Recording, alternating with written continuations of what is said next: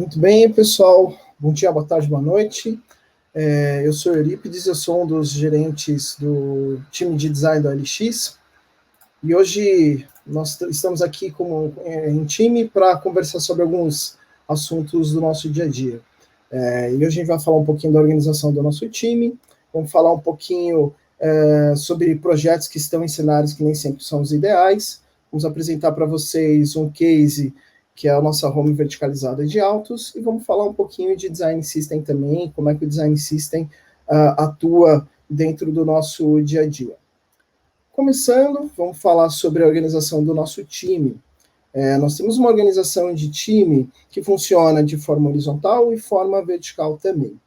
Na forma horizontal, nós temos times que trabalham com algumas especialidades, como, por exemplo, Research e Design System. É um time que dá suporte para os outros times também, que trabalham em projetos que são específicos e atendem a OLX como um todo. E nos times verticais, nós temos uma organização onde nós temos gerentes e designers trabalhando dentro dos times, ou squads, fazendo as entregas e sempre fazendo conexão com o time horizontal, por exemplo, com a ajuda do time de research para fazer pesquisas, ou o time de design system para a aplicação do design system no dia a dia. Legal. Esse nosso time tem ali uma forma específica de trabalhar, mas também a gente trabalha de forma variada de acordo com o cenário que a gente encontra. Hoje a gente vai falar de 2 cenários diferentes, e para contar do primeiro cenário, a gente vai trazer aqui a Raíssa, que vai falar desse, que nem sempre a gente trabalha com os cenários perfeitos. Raíssa, com você. Oi, pessoal. Bom, meu nome é Raíssa, eu sou Product Designer. Eu estou na estrutura vertical que o Pipo explicou, né? Então, eu estou dentro de um time que faz parte de uma liga, e eu vou contar um pouco da experiência que eu tive no projeto desse time, né? Então, nem sempre a gente consegue trabalhar no nosso dia a dia com aquele cenário perfeito, que é o que a gente conhece quando a gente está estudando na teoria, né? Na prática, algumas coisas acabam saindo um pouco diferente, e eu vim compartilhar um pouco dessa experiência com vocês. Então, primeiro, para dar uma contextualizada, eu vou explicar como é que é esse time que eu trabalho. Dentro da OLX, a gente tem uma área de operações, e dentro dessa área de operações, ela é composta por diversas células, e existe um time de produto e tecnologia que atende a essa área de operações, né? Então, a missão desse time é prover soluções que permitem que essa área faça o processo deles de uma forma fluida e que eles consigam ter qualidade na entrega que eles fazem, porque essa área é muito importante para a gente, que ela tem um impacto muito grande na segurança da nossa plataforma. Bom, então a gente identificou uma oportunidade dentro de uma das células dessa área de operação. Era uma célula relativamente nova, trabalhando com um processo que tinha sido um processo adaptado, né? Então ela não tinha uma ferramenta dedicada, e ela acabou aproveitando soluções de outras áreas para conseguir criar o seu fluxo de trabalho. Isso gerou alguns problemas, porque ela poderia ter uma qualidade melhor e a gente podia ter entregas melhores. Então, teve essa identificação da oportunidade. E um alerta importante para a gente fazer aqui é que, nesse momento, ainda não tinha nenhum designer envolvido nesse projeto, né? O papel do designer entrou logo depois da identificação dessa oportunidade. Então, a partir do momento que a gente identificou essa oportunidade, o time que atende a área de operações começou a trabalhar no ciclo de desenvolvimento das soluções. Então, a gente, a partir da identidade, da oportunidade que foi passada para a gente, fizemos uma investigação mais detalhada para identificar quais eram as reais necessidades daquela célula, quais eram os problemas que eles tinham. Fizemos um levantamento de hipóteses de solução, priorizamos uma hipótese que a gente achava que valia a pena testar, destrinchamos um pouco mais essa hipótese para a gente conseguir testar, né? Fizemos uma proposta de solução para ela, validamos essa proposta de solução. Nessa validação teve aquele processo, né? Vai, valida, volta, itera alguma coisa, valida de novo, volta, até que estava mais redondo e foi para o desenvolvimento. No momento do desenvolvimento, a gente desenvolveu um MVP dessa solução. E aí, nesse momento, eu cheguei no time. Então, assim, durante todas essas outras etapas, já tinha um designer trabalhando, né? E nesse momento, a gente trocou, esse designer foi para outro time, eu cheguei nesse time, então já fica como o primeiro aprendizado aqui, né? Que às vezes a gente chega e o projeto já está em andamento, né? Como que a gente lida com isso? Mais para frente eu vou falar um pouco mais sobre esse desafio, mas eu cheguei nesse momento, entre o final do desenvolvimento do MVP e o lançamento para produção e o teste, né, já em produção. E aí, logo depois disso, todas essas outras etapas estavam ok. Quando a gente chegou no momento de evolução e iteração, a gente descobriu um problema, alerta vermelho para a gente. A gente resolveu um problema, pode passar, Pipo, a gente resolveu um problema, mas a gente criou 2 outros problemas que, na verdade, eles nem existiam antes, né? E isso só apareceu para a gente nessa etapa, quando a gente ia iterar, depois que ele estava em produção já. Mas, pode passar. Por que a gente só identificou isso na etapa final, né, desse ciclo de desenvolvimento, quando o ciclo iria voltar para o início para a gente começar as iterações? A gente, pode passar. A gente, quando identificou a oportunidade, começamos a trabalhar na solução, a gente estava muito focado em uma persona só. Então, aprofundamento, a identificação das necessidades daquela célula e todo aquele ciclo de desenvolvimento foi olhando muito para uma persona. Só que depois a gente descobriu que existiam mais outras 4 pessoas que também faziam parte desse processo, que de alguma forma o trabalho delas tinha alguma dependência do que a célula que a gente estava atendendo fazia. Então, quando a gente propôs a solução, a gente não tinha essa visibilidade, e por isso esse problema só foi identificado no final, né? E como que a gente resolveu isso? Quando a gente identificou esses problemas, que na verdade a gente viu que não eram problemas, eles eram sintomas. O que a gente criou foram 2 sintomas para o problema raiz. Então a gente foi investigar qual era esse problema raiz. A gente colocou o pé no freio e foi fazer um mapeamento de como é que então funciona a área de operação, né?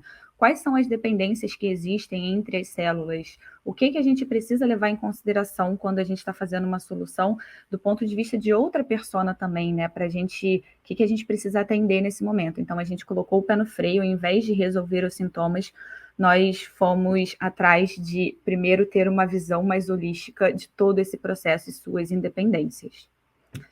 E aí, eu vou fazer um resumo aqui de quais foram os desafios e os aprendizados. Alguns eu já falei um pouco, mas o primeiro deles foi o meu pessoal de chegar em um projeto que já estava em andamento e como é que eu me contextualizava, né, do que já tinha acontecido, me atualizava do que já tinha acontecido e, ao mesmo tempo, contribuía para as próximas etapas do projeto. Isso é muito difícil, né? Eu tive um momento de questionar bastante, entender tudo o que já tinha, olhar todo o material que já tinha sido documentado, mas isso não é fácil. Nesse primeiro momento a gente se sente um pouco perdido, meio que, meu Deus do céu, parece que eu não consigo fazer nada, e não. A gente tem que entender que a gente tem o nosso tempo para se familiarizar com esse ambiente novo que a gente está aprendendo, né? E aí vem um pouco do segundo ponto, que é a falta de contexto também. Então, eu estava chegando, apesar de eu já estar no LX, eu estava chegando num time novo, numa área nova, onde eu tinha muita coisa ainda para aprender antes de conseguir começar, de fato, a contribuir com esse projeto. Então, para mim, foi muito importante essas etapas de procurar saber como é que as coisas funcionavam, questionar, por mais que já tivesse alguma documentação, conversar com as pessoas, porque isso fez total diferença para frente para mim. Uma outra coisa muito importante que a gente viu, que a gente aprendeu com esse projeto, é sair do piloto automático. Se a gente tivesse continuado no piloto automático, a gente teria partido para pensar em hipóteses de solução para os sintomas que a gente tinha visto, que a gente tinha criado, né? E não tinha olhado realmente para a raiz do problema. Então, foi muito importante para a gente ter a consciência de que a gente precisava colocar o pé no freio e fazer esse mapeamento para ter essa visão mais horizontal do processo como um todo. Uma outra coisa muito importante que a gente passou nesse projeto é que, assim, o time também, a gente não participa desde o início do projeto e as pessoas do time também não participam desde o início do projeto, né? A gente passou por uma troca de designers, uma troca de liderança, tanto de engenharia quanto de PM, e o quão importante foi eu ter entendido o quanto que o contexto era importante, que a pessoa que estava chegando nova também precisava se familiarizar com isso, e a importância das documentações para essa troca, né, que acontece no dia a dia. Nem sempre a gente vai ter o time redondinho de ponta a ponta, né, do início até o final. Então, isso também é um desafio bem grande, a gente manter o alinhamento, manter a comunicação e principalmente a documentação das coisas que a gente está fazendo. E, por último, a importância do design está envolvido também na etapa da identificação da oportunidade e ter essa visão mais holística do processo como um todo e das dependências que existem dentro do processo, né? Dentro da área que a gente estava olhando e do fluxo de trabalho deles. E aí, para fechar, qual foi a consequência, né, desse projeto e dessas coisas que aconteceram. Então, o projeto, o que foi desenvolvido foi um MVP. E a gente identificou a raiz do problema. Hoje, a gente está atuando na raiz do problema, mas a gente ainda tem que dar a manutenção para esse MVP, porque a gente ainda não chegou na parte de resolver o problema do MVP, né? Tem um longo caminho para a gente chegar até lá, a gente tem consciência disso, agora já está muito mais claro para a gente, o que é muito bom, mas a gente ainda tem que administrar duas coisas enquanto a gente não consegue chegar na solução final, né?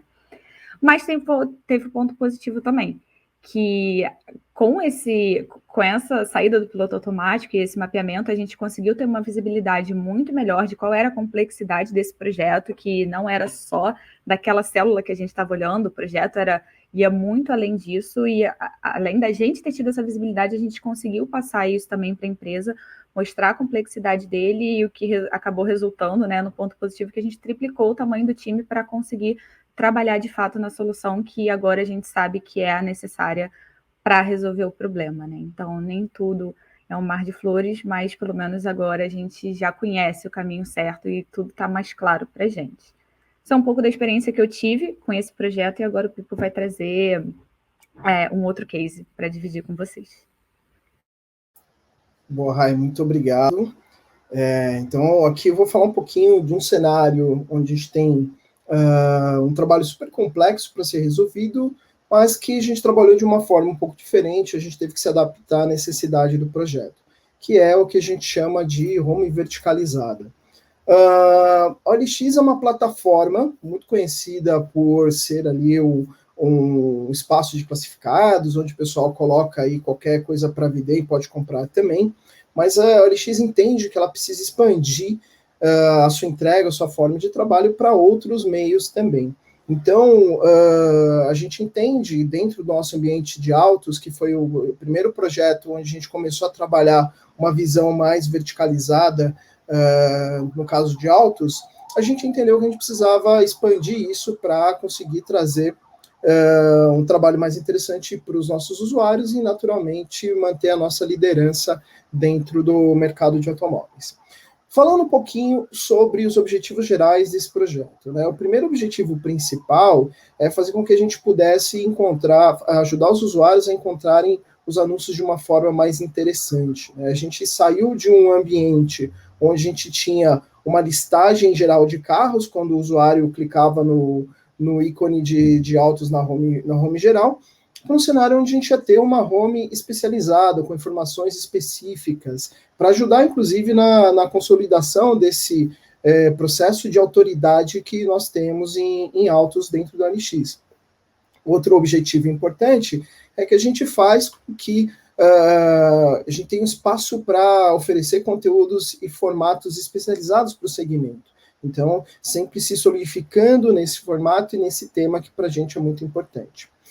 Para fazer esse projeto acontecer, nós tivemos ali uma série de desafios e que também viraram oportunidades interessantes para a gente. O primeiro passo desse pensamento é que a gente precisava trabalhar numa visão mais verticalizada, sair daquele trabalho genérico, mas sem perder essa identidade e trazer ali uma visão verticalizada que poderia, inclusive, ser ali uma influência para outras experiências também. Outro desafio importante é envolver diversas ligas e diversos times, né? Nós temos uma organização de trabalho aqui, onde nós temos times horizontais e verticais, parecido com o que a gente falou anteriormente do time de design, mas isso acontece também para algumas especialidades. Então, por exemplo, nós temos o time de verticais, que trabalha ali, por exemplo, com especialidade de autos, e nós temos o time core, que trabalha na construção de elementos que são utilizados por todos os times, como, por exemplo, a página de anúncio ou a página de busca. Então, foi um super desafio a gente conseguir trabalhar em conjunto, né, fazendo com que esse trabalho fosse direcionado e tratado pelo time de verticais e fazer com que todo mundo estivesse na mesma página para fazer isso acontecer de um jeito legal e também aplicando o nosso Design System, que foi um dos projetos que a gente começou já utilizando o Design System no dia 0.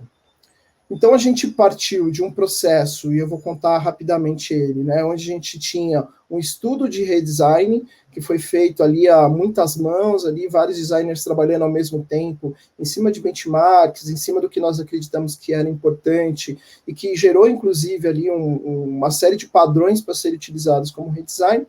A gente começou nesse processo e foi evoluindo para uma home verticalizada, que pode ser utilizada, por exemplo, para imóveis ou para qualquer outra categoria, até uma home que a gente possa utilizar de forma simples, como eu disse, para várias outras categorias. Então, a gente consegue evoluir bem nesse processo. Como isso aconteceu? Né? Muitas pessoas entendem que fazer redesign é um negócio super simples, basta você redesenhar a página que é fácil de lançar.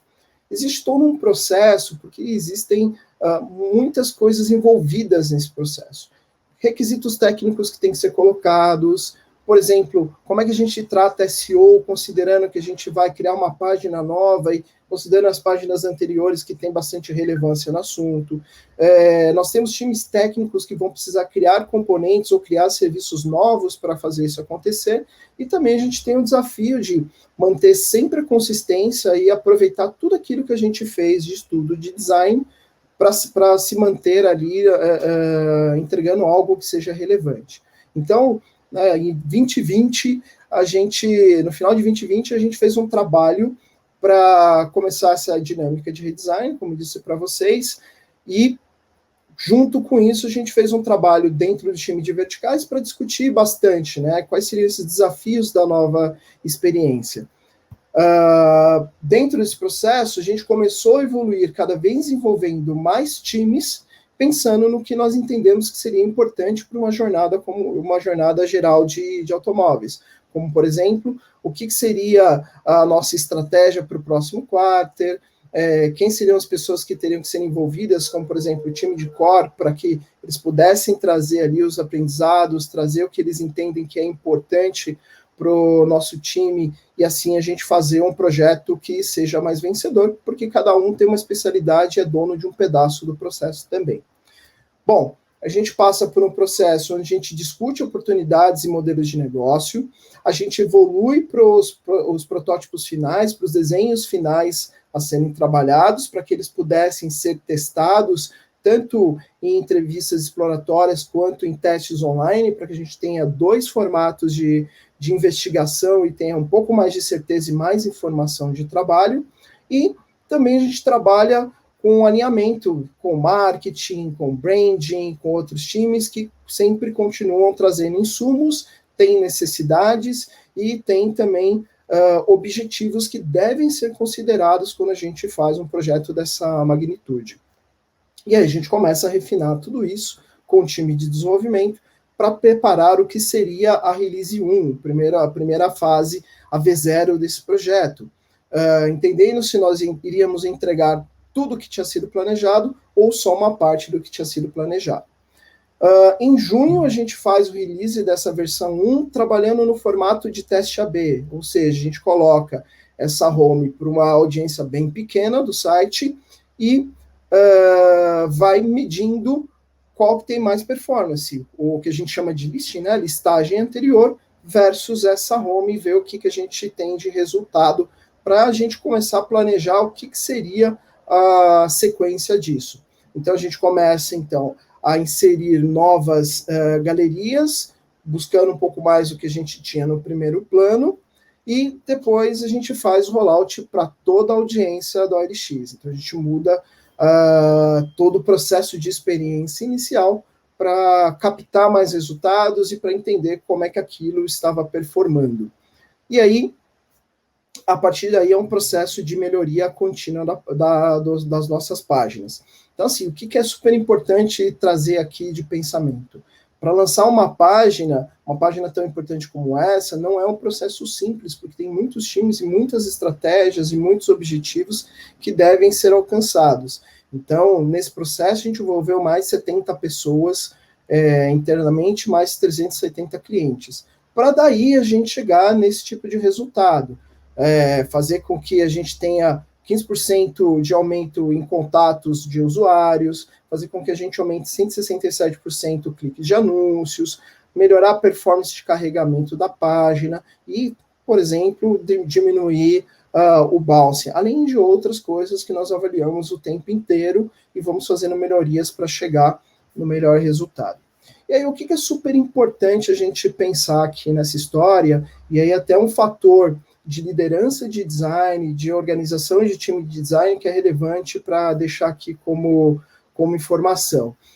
Primeiro que a gente descobriu novas formas de interagir com outros times. Então, fizemos muitos workshops, discutimos em cima da página, fizemos muito critiques, avaliamos o que era importante para cada time, fizemos rodadas de revisão sobre isso, conversamos com o time técnico acompanhou todo o processo para que a gente chegasse nesse resultado interessante que no futuro gera mais autonomia, agilidade e principalmente confiança, porque a partir do momento que um projeto ele passa de um time para o outro, esse time novo tem que ter ali a confiança do outro time para que as coisas funcionem bem, então esse tipo de integração é importante. E um ponto que foi super relevante para a gente, que começou com certa fricção e depois a gente conseguiu reverter, é a questão da liderança sempre alinhada, a todo momento conversando, tomando a frente de algumas discussões, dando suporte para o time, quebrando barreiras, fazendo com que as coisas acontecessem e puxando a agenda para fazer tudo fluir de um jeito interessante. Então, o papel do design nesse projeto foi super relevante para fazer com que as coisas acontecessem de uma forma interessante. Muito bem. Como eu disse para vocês, esse projeto utilizou o Design System que já estava rolando, então a Camila vai falar um pouquinho dele agora. Olá, pessoal, meu nome é Camila, hoje eu atuo como Interaction Design Lead aqui no OLX e eu vou contar um pouquinho sobre que momento estamos, né, no Design System aqui dentro. Assim como o Pipo e a Raíssa citaram, citaram os desafios, né, do dia a dia dos times, temos várias pessoas trabalhando num mesmo produto. E por isso que é importante que os times, ainda assim tendo autonomia de desenvolver e fazer experimentações de teste A/B, como o Pipo citou, eles também tenham um padrão na hora de construir e desenvolver essas interfaces. E é para isso que a gente criou o DSAP, que é o Design System que foi construído de acordo com todos os princípios da própria OLX. E aí a gente tem como missão realmente escalar e realmente desenvolver as melhores práticas para o que a gente entrega para o usuário no final do dia, né? Não é de hoje que a gente tem um Design System. Na verdade, a gente já começou desde 2018 a realizar, só que ao longo do tempo a gente foi percebendo que tinha algumas coisas que podem ser melhoradas, como todo produto, né? Sempre pode ser melhorado e pode ser incrementado, e a gente vai percebendo essas mudanças e alterando ao longo do tempo. E aí hoje eu vou contar para vocês aqui, então, quais foram essas principais mudanças que a gente fez e que ajudaram a gente a alcançar um melhor resultado. Então, primeiro, a gente vai falar um pouquinho sobre o modelo de trabalho. Inicialmente, a gente trabalhou com um modelo 100% colaborativo, ou seja, todos os times da OLX eles tinham livre acesso para incluir componentes, desenvolver documentações, mas nesse modelo a gente acabou investindo 6.000, em média, né, 6.200 horas em um ano, e a gente ainda não tinha conseguido alcançar o objetivo, os benefícios realmente do que um Design System pode entregar para os usuários e também para dentro dos nossos times, né? Então, a gente entendeu, assim, um dos problemas, que só para citar aqui para vocês, era uma falta de padronização na nomenclatura dos componentes, inclusive também uma falta de documentação com regras, né? A gente tinha tudo muito... Simplesmente a gente chegava e podia trazer novos componentes, mas sem uma gestão de qualidade, digamos assim, né? Então, hoje, a gente atua com um modelo de um time centralizado. Esse time centralizado, né, focado no Design System, hoje, ele atua 100% tomando conta do Design System. Então, ele que cria umas certas padrões de documentação, cria qual é a regra que a gente vai utilizar para classificar as nossas componentes, cria também quais são os critérios que a gente tem que levar em consideração na hora de criar um novo componente ou um token específico. Mas não é só esse time focado que pode e deve inserir coisas e trabalhar no design system, né? A gente precisa contar com a colaboração de todos os outros times de produto. Mas, para que a gente consiga ter apoio dos outros times de produto, a gente precisa também dos colaboradores que são habilitados. E aí tem designers, tem engenheiros, e eles trabalham na revisão também da qualidade, apoiando esse time central. A segunda mudança que a gente fez foi na estrutura, ou seja, como a gente classifica a nossa documentação e as nossas bibliotecas. A gente utilizava, assim como muitas empresas, né, o Atomic Design.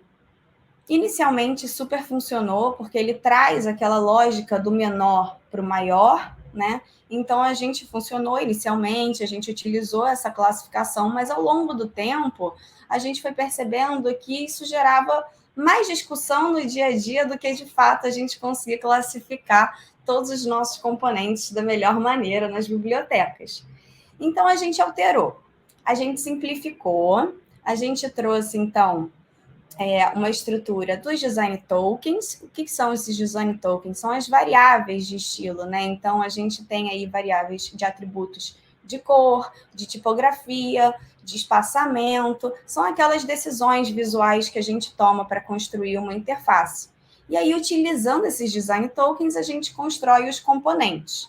É uma estrutura simples, mas ela é aderente, porque tem os componentes que são componentes globais, mas também tem os componentes de time, onde os componentes do time dão liberdade para que as pessoas envolvidas nesse projeto, como o Pipo e a Rai citaram, que podem desenvolver com maior autonomia para fazer a experimentação antes de serem promovidos para a biblioteca global, né?